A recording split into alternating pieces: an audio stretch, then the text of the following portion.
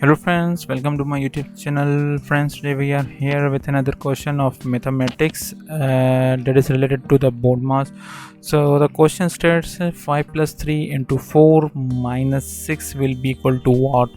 So this question will be solved with the help of BODMAS rule. So according to the rule, first we have to solve the bracket.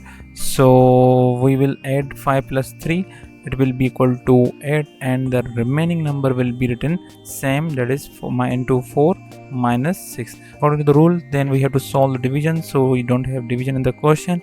We will multiply the number, that is 8 and into 4, so that will be equal to 32, and in the last we will write minus 6 as it is, and we don't have addition as well, so we will perform subtraction. So 32 minus 6 will be equal to 26. So the final answer of this question will be equal to 26. So I hope you have understood the question very well. So do subscribe the channel for more updates.